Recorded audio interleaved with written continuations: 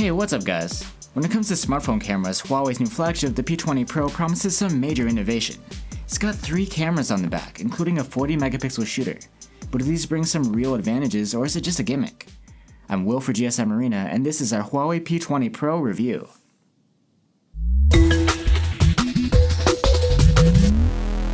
Huawei has brought an all-new design for this year's P20 Pro. Unlike last year's all-metal build, now we have a build of all-glass with a metal frame. This makes for a phone that is pretty eye-catching, especially in the twilight color. It's a gorgeous gradient from purple to green. The corners and edges are rounded and the glass back is curved. It isn't tapered though, it feels thick and sturdy. On the back, you can see the P20 Pro's unique feature, the Leica branded triple camera setup. Huawei is one-upping every smartphone manufacturer around. One side effect of these cameras is a camera bump, so the P20 Pro will wobble on a table unlike last year's P10. But an improvement over last year is that instead of just being splash-proof, now there is full IP67 dust and water resistance. The P20 Pro has a stereo speaker setup. One speaker is bottom firing and the other doubles as the earpiece. The sound is clear and decently loud. Plus, the speakers can even reproduce Dolby Atmos multi-channel sound, which is great with the right content. Unfortunately, Huawei has decided to go without a 3.5mm jack this time around, so you'll have to plug in headphones to the USB-C port or go wireless. The always-on fingerprint reader is front-mounted, just below the screen. It's really fast and responsive to your touch. If you don't want to use the fingerprint reader, there's also Face Unlock. It's really fast, just lift or wake up the phone and it's ready. Since it uses the front camera, it will brighten up the screen to illuminate your face if necessary. There's plenty of internal storage at 128 gigs, but there's no microSD slot. And at the top is an IR blaster which can be used to control supported appliances around the house. The screen is a 6.1-inch AMOLED with a tall 18:9 aspect ratio, similar to the Mate 10 Pros. The 1080p resolution is lower than the P10 Plus's Quad HD, but still looks sharp. You may have noticed that there's a screen cutout near the top. This notch holds the selfie cam and the loudspeaker. The trend started by Apple is making its way everywhere. It's not too intrusive though. The screen space next to it is only used to hold notifications and status icons. You can also turn this space black to help hide the notch if it bothers you. Regardless, content stays underneath and won't be interrupted, unlike on the iPhone. And with the deep blacks of an AMOLED, it all looks nice too. There's very little color shifting, unlike on other AMOLED screens. You won't have problems outdoors either. The screen is bright, up to 580 nits in auto mode, and sunlight legibility is great. The UI of the P20 Pro is Huawei's EMUI 8.1 over, you guessed it, Android 8.1 Oreo. Apps can be stored either on the home screen or in an app drawer. You can also swipe down from the home screen to open an app search bar. There are different options to choose from for navigation. Instead of having buttons on the screen, you can also have an on-screen navigation bar, or navigate using the fingerprint reader with swipes, just like last year. There's a theme store with a variety of designs and themes to choose from. And Huawei has committed to providing timely Android security updates too. The P20 Pro runs on a Kirin 970 chipset with 6 gigs of RAM. This chipset is also inside of the Huawei Mate 10 released last fall, so it's not top of the line anymore.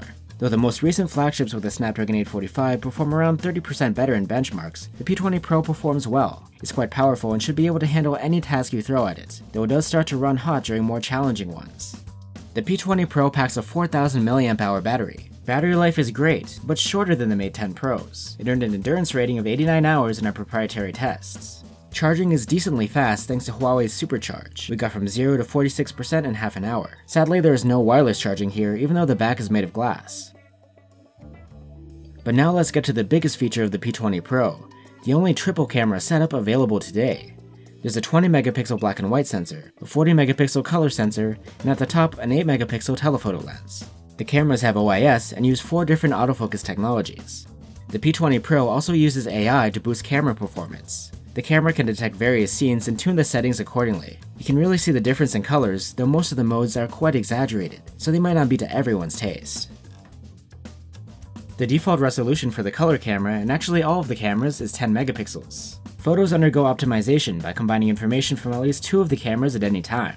The benefits of reducing the 40 megapixel resolution down to 10 are better sharpness and lower noise. In good light, 10 megapixel shots look great. With good detail, pleasing colors, and plenty of dynamic range.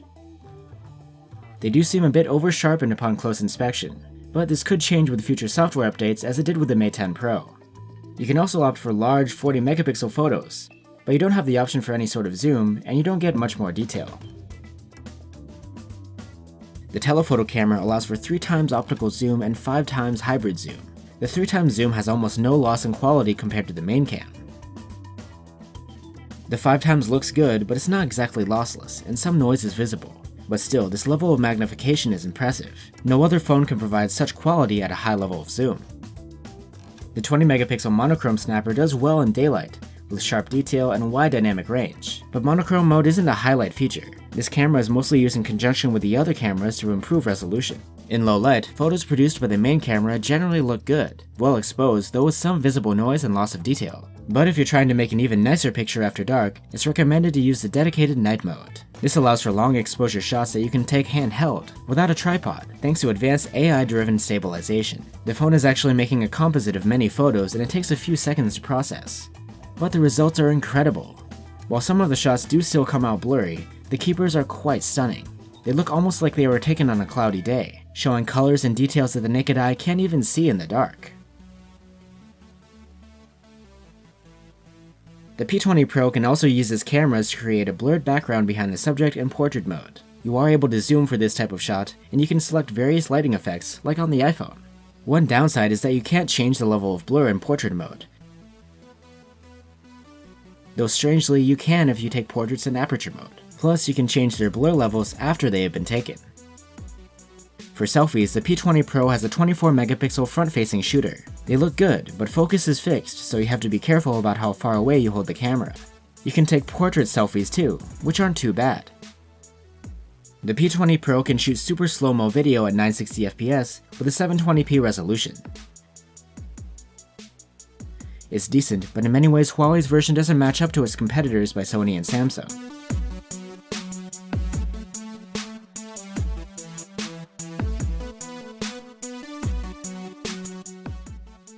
If the captured motion is continuous, it works out okay, though processing time after every recording can be annoying. If you're trying to catch a specific moment though, it's impossible to control what will be slowed down. Clips are a short, fixed length, with a slowdown starting at some point in time after you hit the button. The P20 Pro takes good videos in 4K though. They're nice and sharp and colors look natural without over-processing. You can zoom with the telephoto lens too. Unfortunately, 4K videos don't have stabilization. But in 1080p, stabilization is really good, though videos do come out a bit softer and less detailed than non-stabilized ones. To wrap things up, the P20 Pro is an excellent phone. It goes above and beyond last year's P10, borrowing premium features from the Mate series, like a large AMOLED screen, full water resistance, and stereo speakers. But photos are where it really shines. The 40 megapixel label is a bit misleading, but at 10 megapixels the P20 Pro does well in good light, and is unmatched in zoom and low light capabilities. Of course, it's not perfect. It's running last year's chipset, the headphone jack is gone, and it's a bit pricey too, at around 850 euros. But if you're after a well-balanced flagship phone that can take some awesome photos, the P20 Pro is worth looking into. Thanks for watching. Like if you enjoyed this video and subscribe so you don't miss the next one. And for our full test findings, you can always stop by gsmarena.com. See ya!